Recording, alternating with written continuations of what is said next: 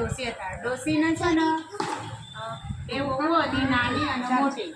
તો આગલા દિવસે શ્રાવણ મહિનો ચાલતો હતો અને રાંધણ છઠ આવી. આખો દિવસ બહુ બિચારી રાંધ્યું.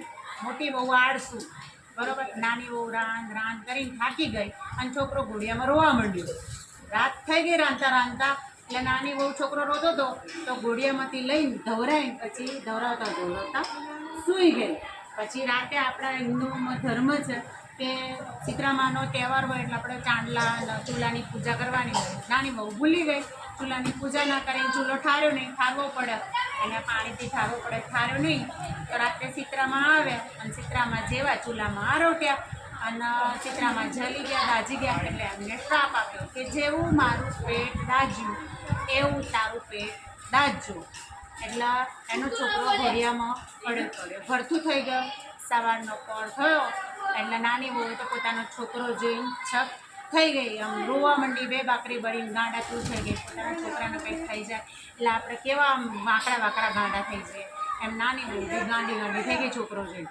પછી સાસુ એની દયાવાન હતી એટલે સાસુ કહે બહુ બેટા રોઈશ નહીં, તું બહુ દયાળી છું, તું ગોરી છું, તારી માતાજી જરૂર સાંભળશે, ભક્તિભાવવાળાનું બધા સાંભળે, તું શીતળામાં જોડે જા. એટલે કે માં ક્યાં શીતળામાં મળે? એટલે કે અહીંથી જંગલમાં જા, જંગલમાં મળશે.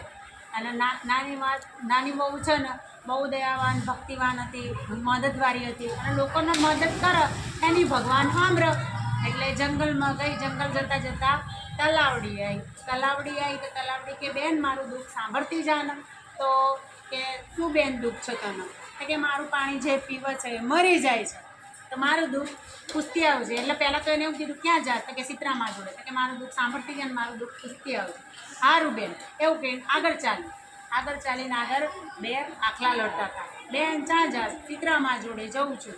એટલે મારું છોકરું દાજી ગયું છે એને લઈને જઉં છું. તો કે મારું દુઃખ સાંભળતી જા ને. અમે બંને લડ જ કરીએ છીએ.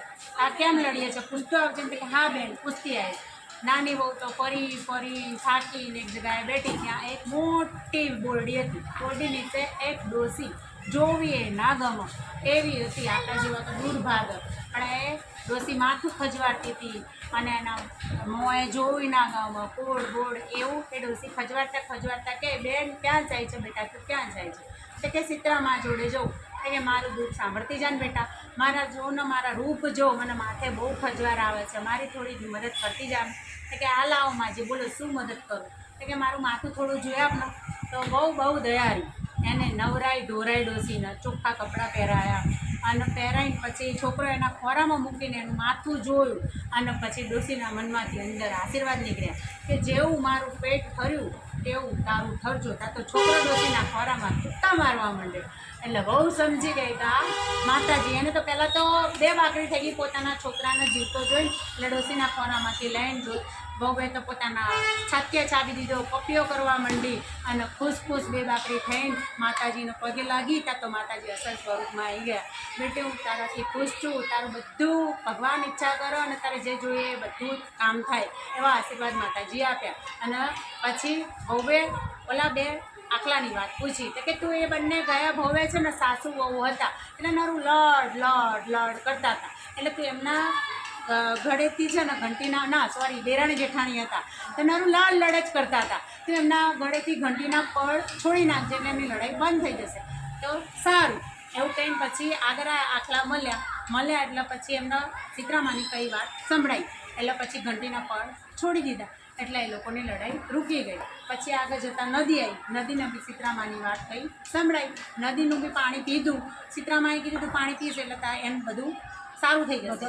જેવું એને પાણી પીધું ચકલીઓથી ને પશુ પક્ષીઓથી તળાવ ભરાઈ ગયું. એનું પાણી બધા પીવા માંડ્યા. બહુએ પીધું એટલે બહુ તો હસી ખુશથી છોકરા રમાડતી ઘરે આવી. આખું ગામ જોવા માંડ્યું છોકરો જીવતો જોઈને. બધા ખુશ થઈ ગયા, માતાજીના આશીર્વાદ ફર્યા. પણ મોટી બહુનો દાજ ભરી. મોટી બહુ કે આનું સારું થયું, મારું જેમ ના સારું થાય, હવે આવતે ભવે આવા દે માતાજીના આ તહેવાર. એટલે બીજા વર્ષે બી આવો શીતળામાનો તહેવાર આવ્યો. જેવું નાની બહુએ કર્યું એવું મોટી બહુએ કર્યું. રાંધીને ચૂલો મૂકી દીધો. હાથે કરીને ચૂલો હરખતો મૂકી દીધો. રાંધવાનો તો પણ ચૂલો હરખતો મૂકી દીધો. રાત્રે શીતળામાં આવ્યા, દાજી ગયા, શ્રાપ દીધો, જેવું મારું પેટ બાર્યું એવું આનું પેટ બારજો. મોટી વહુનો છોકરો બી દાજીને ભરતું થઈ ગયો. એવી જ રીતના એ મોટી વહુ બી જંગલમાં ગઈ, માતાજીને હોદવા ગઈ. તલાવડી આવી, તલાવડીને કે તારા જેવી નવરી છું, હું તો સીતરામાનો હોદવા નીકળી છું, તું જા એમ કરીને આગળ જઈ. પછી આખલા મળ્યા બે, તો કે હું તમારી જેવી નવરી છું, હું તમારી જોડે તમારું હું સાંભળવા રહીશ. તો કે મારો છોકરો મરી જશે. એ સીતરામાનો હોદવા નીકળી, આખલા લડતા રહી ગયા. એટલે માતાજી હંમેશા પરીક્ષા કરે. તમે બીજાની મદદ કરો તો ભગવાન તમારી મદદ કરે. તમારે એ ભગવાનને શોધવા હોય, તમને ભગવાન ક્યારે મળે? તમે કોઈની હેલ્પ કરો તો મળે, અને તમને રિયલ સ્વરૂપમાં ના મળે. એ કોઈના ને કોઈના સ્વરૂપમાં મળે. એ આખલા બી માતાજીની જ કૃપા હતી, તલાવડી બી માતાની જ કૃપા હતી. માતાજી પરીક્ષા કરે. એટલે પછી આગળ જતાં બોરડી આવી, તો માતાજી બેઠા હતા પરીક્ષા લેવા, પણ એ માતાજીને ઝાટકી દીધા. તું તો જોવી ના ગમે, જો તું તારો રૂપ જો તને તો વડું નહીં, મારો છોકરો મરી ગયો છે. એને લઈને આખું જંગલ ફરી રહી, રાત થઈ, આમ ઘોર સવારનો પોર થવા આવ્યો, છોકરો જીવતો ના થયો. સીતરામાં ચાય મળ્યા, અને સીતરામાના બહુ ઓળખી નાખી, માતાજીનો એને ધુતકાર્યા. પછી શું કરે, રોતી કકડતી આવી, છોકરાને દાટી અને ઘોડા પછાડતી રહી જઈ. એટલે જેવા નાની વહુના ફર્યા એવા અમને ફરજો, સૌને ફરજો. અને હંમેશા એટલું યાદ રાખવું, કોઈની પીઠ પાછળ બુરાઈ કરો તો તમારું બુરું થાય, કોઈનું ખોટું કરો તો તમારું ખોટું થાય. એટલે હંમેશા બધાનું સારું વિચારો, સારું કરો. તમે ભલે કોઈનું સારું કરી ના શકો, પણ કોઈનું બુરું બોલવાનો હક નથી. તમે કોઈનું બુરું બોલો ને એટલે તમારું બુરું થાય. ભગવાન એનું સારું કરજે, ગમે તેટલો ખરાબ કેમ ના હોય, ભગવાન એનું સારું કરજે ને એનું સારું કરજો એટલે તમારું સારું જ થાય. મદદ કરી ના આપો તો કંઈ વાંધો નહીં, પણ દિલથી દુઆ દેજો, એ તમારી મદદ છે. બોલો ભોલેનાથની, મહાદેવની, હર હર મહાદેવ, હર હર શિવ શંભુ. ચલો, જય સીતરામા.